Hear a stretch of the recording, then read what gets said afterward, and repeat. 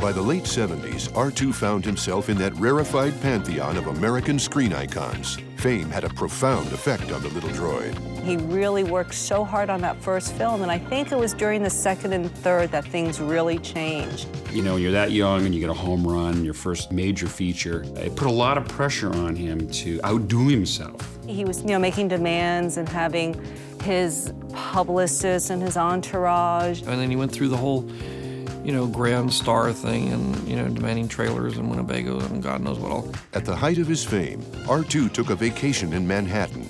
There, he became friends with an up-and-coming performer. I was like a young actor in New York, kind of struggling, and I hadn't met anybody really famous before then, and all of a sudden, he's like a household name. Everybody is R2-D2, and I'm like telling people, I know him. There was, perhaps, something in the aspiring actor that reminded R2 of himself. He tried to hook me up with an agent, and it's just been very good to me, throughout my whole career. With the release of The Empire Strikes Back in 1980, R2 began to set his sights beyond Star Wars. I think he really wanted to be in the Indiana Jones series. So as soon as he heard that Stephen and I were doing something, he immediately said, can I have the lead in this? One day in the prop department, we found him and he had the hat and the whip.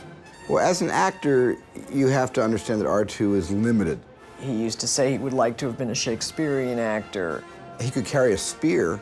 He heard, I think it was Kenneth Branagh was doing Richard III, and he auditioned for The Hump, and he was very sad not to get it. I did see him do Friar Tuck at a certain point, and he was quite good at that. But he's just too old now for those roles. R2's success had become a sort of prison. He wanted out. I think he really wanted to get on and do other things. I know that he wanted to really be in a Western. By the time he became a star, there weren't that many being made. I don't think he's going to get, romantic leads. He is really more of a character actor. The starring roles R2 yearned for never materialized. He made a lot of bad choices, I think, and he had a terrible agent and manager. The end of the Star Wars trilogy seemed to be the end of R2's career as well. After the completion of Return of the Jedi, all of us went off to other things in our career, and R2 was left in his beach house in Malibu with nothing to do, watch the tide come in and out. It was a dark time for him. A lot of things went on during those lost years. He just kind of did a few independent films, and then he was doing some commercials. I heard that he had, on the side, without telling anybody, had done some dinner theater. No event contributed more to R2's downfall than the good fortune of a close friend. I know very well that Rick and R2 were friends at one point. They used to hang out together and party together. That after Rick's Academy Award, R2 didn't talk about him anymore. Well, we haven't spoken in a long time.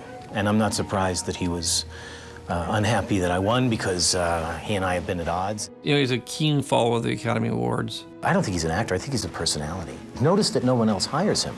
Notice that.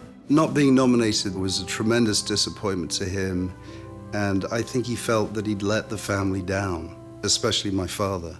It was clear that R2 had made enemies on his climb to the top. I just want you to know that he's not the happy-go-lucky, rollicky little robot that he appears to be, that he's got a dark side. This is where they got that phrase, by the way, the dark side. Through it all, the man who discovered him remained loyal. I don't think George is aware. No who's going to walk up to George and say, R2-D2 is a schmuck. Anxious to help R2, George Lucas made a call to an old friend. At one point, George asked me, is there a place for him in Private Ryan? And for a while, I considered making him a beach obstacle. It was not to be. R2's life spiraled downward. I mean, R2, at a certain point, he started drinking a lot. I went to see him. He was living in a cabin, just alone. Didn't take care of himself. He was rusty. He had let his hair grow. He is somebody that I felt could have benefited very much from Prozac. R2 had finally hit rock bottom. In our next installment, Opportunity Knocks. When we came back to do The Phantom Menace, he was very excited to be a part of it. It wasn't until we actually started shooting that he started to act up. And R2 fights to prove himself all over again. He's one step up from a bloody trash can. Who does he think he is? While wrestling with his own demons. I think R2 probably would have been a very good illustrator or something else, but he would have had to come to terms with his more feminine side. Next time on R2-D2, Beneath the Dome.